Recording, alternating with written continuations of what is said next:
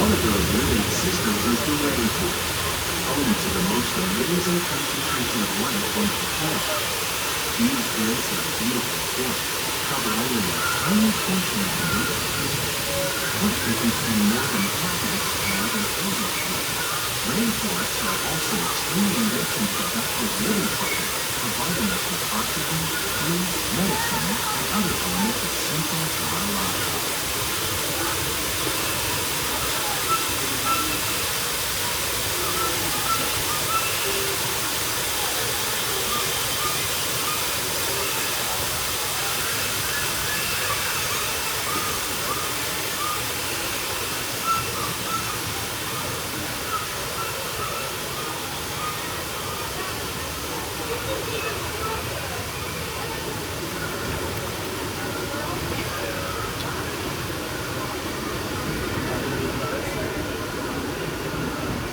In the desert, nature has created a very different, but no less beautiful living system. And while this arid landscape may seem lifeless, it is very much alive. The plants and animals that have learned to survive in these harsh conditions make use of what little water they can find and avoid the scorching rays of the relentless sun.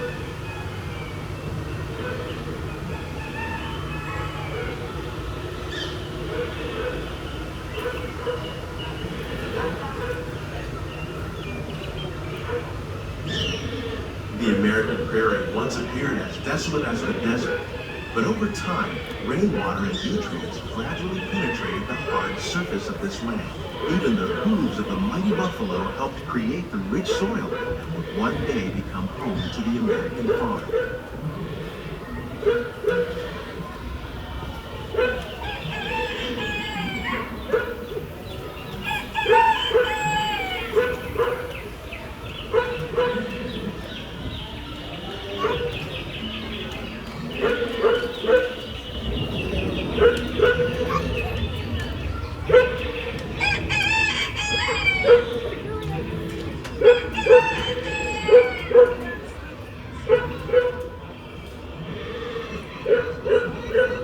Of all the forces at work on the land, humans have had one of the most profound effects. The need to produce food for a growing world led to the enormous use and sometimes overuse of the land. In our search for more efficient ways to grow food, we often fail to realize the impact of our methods.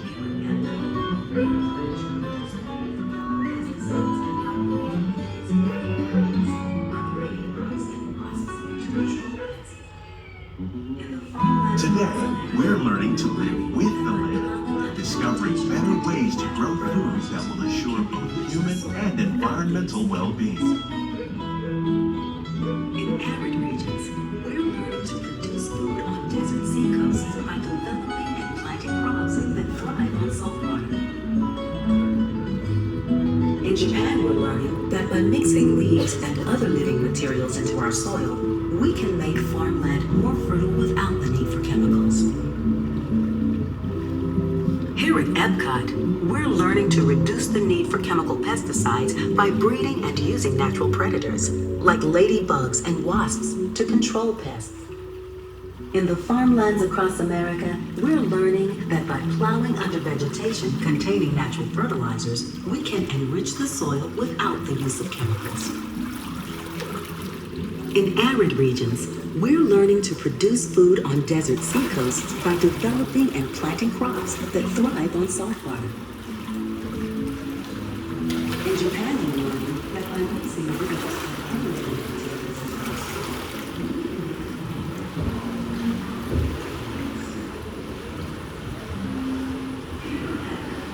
How will we meet tomorrow's growing needs for food production, yet still respect the needs of the land? Some of the answers are being discovered just ahead. To help us maintain these carefully controlled ecosystems, and for your safety, please remain seated in your boat at all times.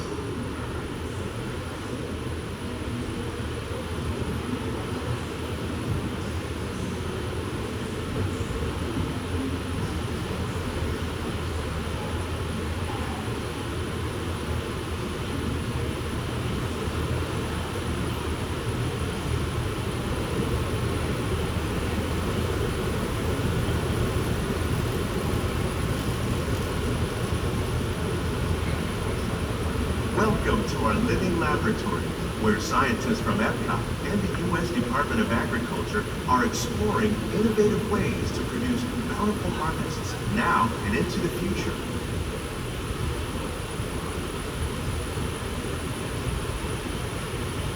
The tropics are home to the greatest diversity of plants on the planet. Many of these, like papaya, bananas, cacao, coffee, and rice, are well known around the world. These are just a few of the edible plants that have been an important source of nutrition for people living in the tropics. Many are rich in vitamins and minerals, while others are well adapted to growing in less than ideal conditions. Some, like the water lily, thrive in wet, swampy areas and waterways. All parts of this plant, even the flower petals, are edible. The starchy root of the plant has long been used to make flour for baking.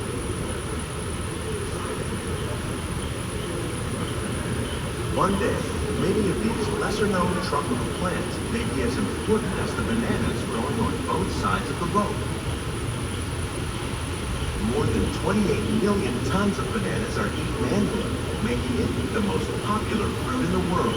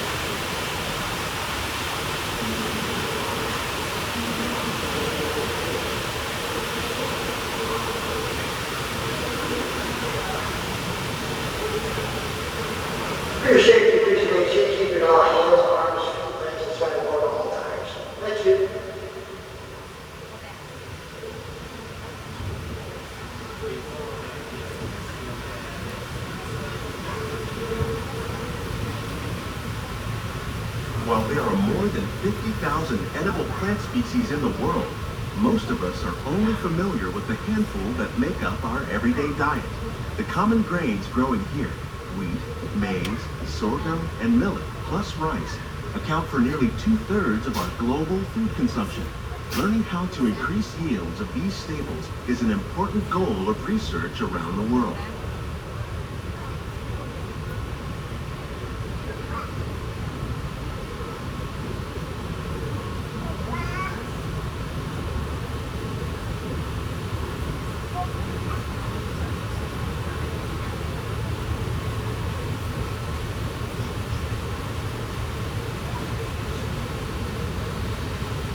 These plants are definitely on their way up. Innovative growing techniques like these increase yields while more efficiently using resources like water, fertilizer, and pesticides. Another innovation at work here is our integrated pest management program. By populating our greenhouses with beneficial insects that prey on harmful pests like aphids and flies, we are significantly reducing our reliance on conventional pesticides.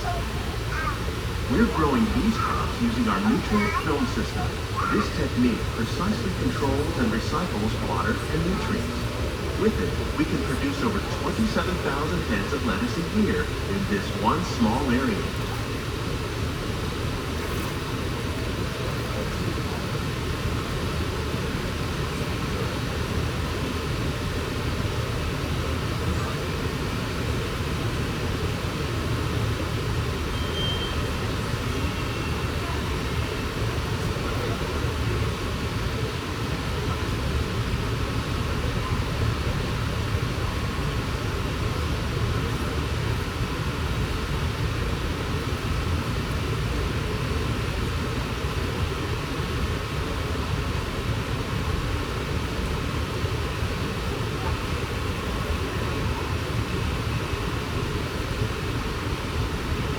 Some of our best ideas have been inspired by nature, like these fruit and vegetable trees.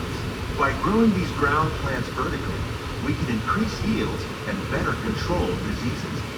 These crops taste as good as they look. In fact, we serve more than 15 tons of produce from our greenhouses in restaurants here at the land every year.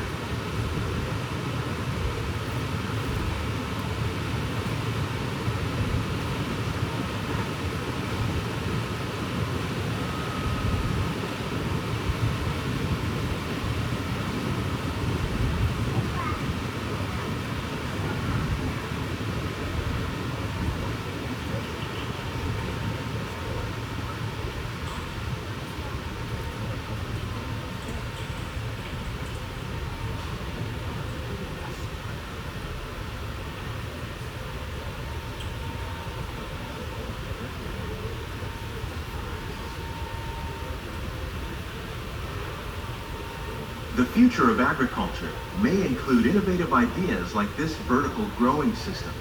Plants grown in this way use a fraction of the space required by traditional growing methods. That saves water and increases production.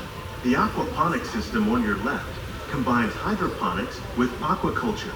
The fish provide a natural source of fertilizer for the plants, and the plants help keep the water clean for the fish. It's another great way to produce more while using less. In our lab, Epcot scientists are working with the U.S. Department of Agriculture on a number of innovative projects. The goal of these efforts is to produce higher yielding and better quality plants.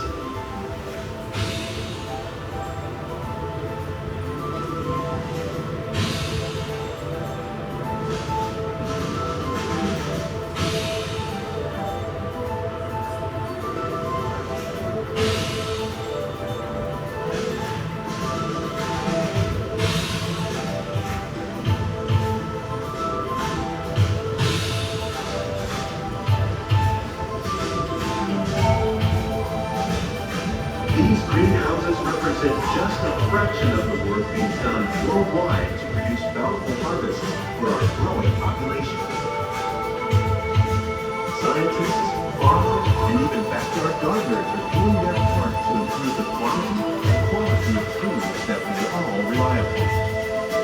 Together, we can continue to find more ways to increase food production and protect our precious natural environment.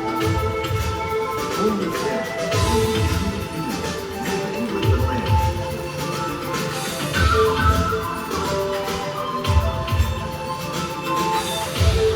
On behalf of Walt Disney World, we hope you enjoy this journey through our Disney laboratory. If you'd like a closer look, check out the behind the scenes walking tour. It's a chance for the whole family to learn how it's professional with the plants and growing systems around the Please keep your hands and feet inside the boat and remain seated until the boat comes to a complete stop.